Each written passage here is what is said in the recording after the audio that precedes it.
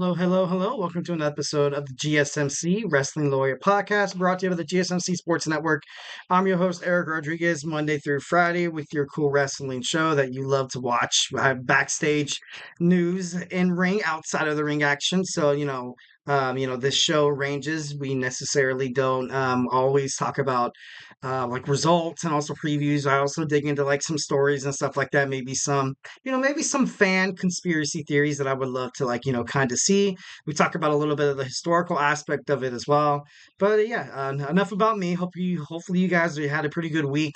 It is Friday, so hope you guys are kicking back. Just got done eating dinner. It is 8 o'clock on the West Coast, and I know right now WWE Smackdown is airing. I have it taped. Can't wait to watch it. It's going to be totally awesome. So we're going to preview that first. Thank you for tuning in to the GSMC Wrestling Laureate Podcast, brought to you by the GSMC Sports Network. We have a great show for you today. We have WWE Smackdown preview, my Thursday Night Wrestling review, Impact and Ring of Honor.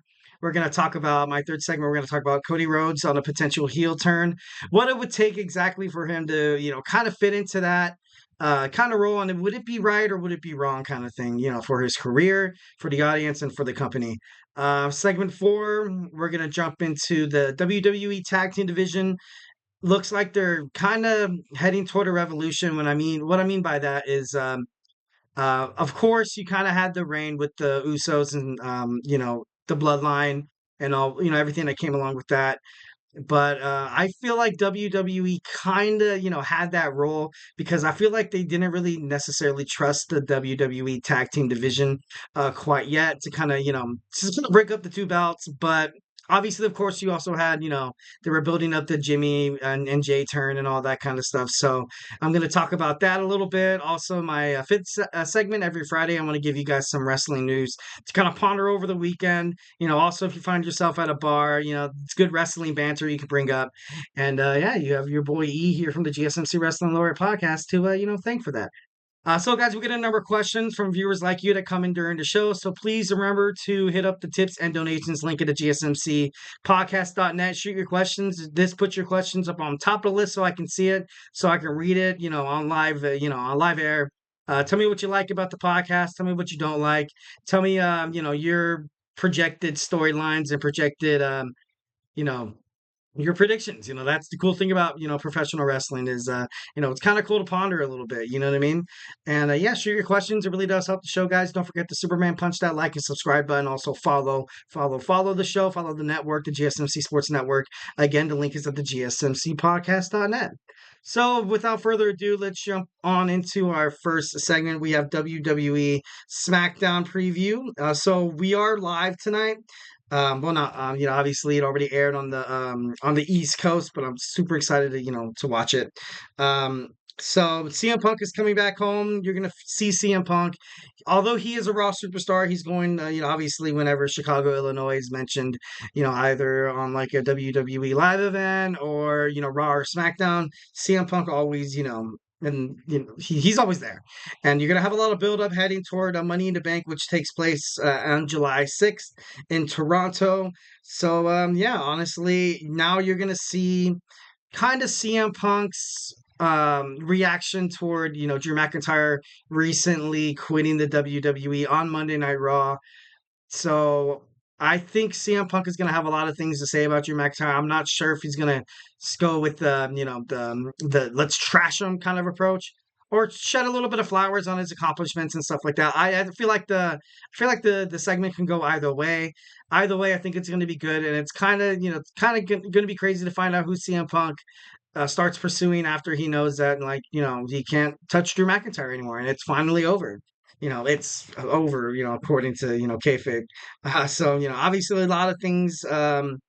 We have since the Money in the Bank is right around the corner, on tonight's episode of SmackDown, you're going to see Kevin Owens versus Grayson Waller versus Andrade to determine one of those spots. Out of the three, I would say the best person that I would like to see in there would probably be Andrade. Only because I feel like Kevin Owens still has this lingering problem with the bloodline.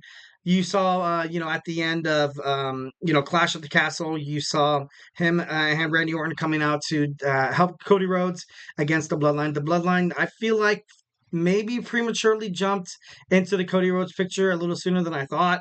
But, obviously it is what it is. I think it's going to be great. Grayson Waller right now, he's the tag team champion. I don't really think he's ready. I'm not trying to diss the dude or throw shade at him, but I don't think he's ready yet to kind of represent, like a singles title.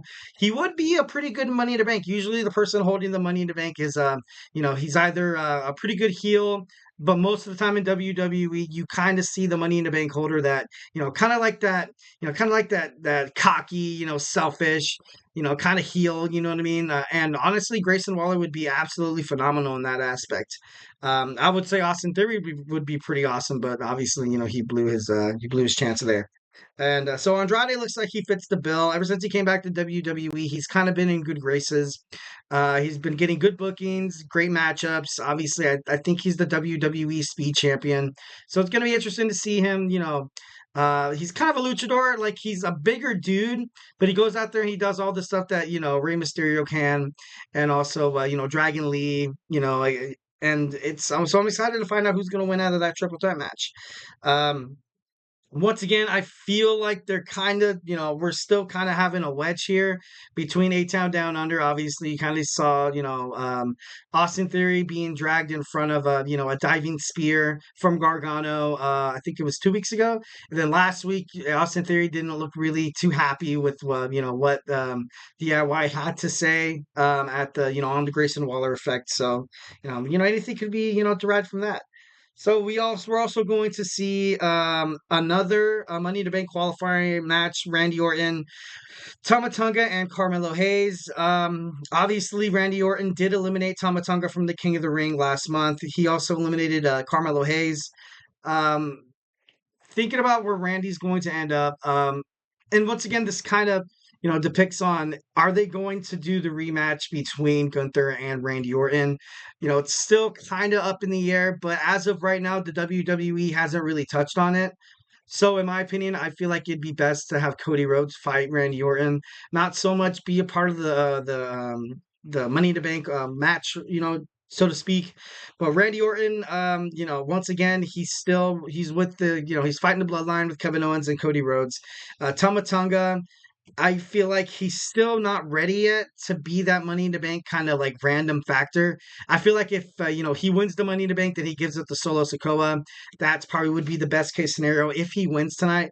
And Carmelo Hayes, I like Carmelo Hayes. I feel like he's like I mentioned before, he's that heel. He thinks his shits don't stink. He's cocky. He's arrogant. He's gonna hold the briefcase. He would bring a lot of attention as as a new Money in the Bank holder. I think that was something I mentioned on the podcast before. I was like, what, this guy would be dynamite. As that, like, just that heel, like, you know what I mean? Well, not necessarily a heel. I feel like there's a whole different types of heels. There's that heels that are like they're in your face, and there's also those undercover heels. So, Cody Rhodes was attacked by Solo Sikoa last week at Clash at the Castle. So. They're going to fight tonight. I guess that's the plan. I guess they're going to fight tonight. It should be interesting to kind of see how WWE kind of handles this. Like I mentioned before, I feel like WWE kind of prematurely invited Solo Sikoa to kind of rain on Cody's parade way too soon. I know there's still Tama Tonga, and also WWE actually recently trademarked another Sikoa or whatever. I can't think of it right now. God, I can't think. It's going to be bothering me. I'll Google it during the break. And then you also have Jacob Fatu, who's still waiting in the wings. I don't know when he's going to debut. I still think that Solo Sikoa still needs to establish credibility for his stance as the head honcho, as the tribal chief in the new young bloodline. So that should be interesting to kind of find out what happens with that tonight. Logan Paul and LA Knight still building momentum. Last week you saw LA Knight, taking a dip in Logan Paul's pool, which was actually kind of funny. I thought that was pretty, that was so LA Knight, bro. That was so LA Knight. Kind of crazy. And then, another thing to kind of touch on, Bianca Belair and Jade Cargill. are no longer WWE Women's Tag Team Champions. So we don't know how long it's going to take for them to finally get a singles push.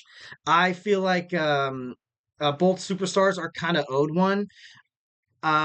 I wanted to kind of see them hold the belts to like SummerSlam. Maybe they lose, maybe they blame each other, maybe one of them goes heel. My pick would probably be Bianca. Although Jade would be a pretty badass heel as well. So, right now it's still up in the air. Now these two women are no longer tag team champions. Do they try to get the tag team championship belts back? Maybe.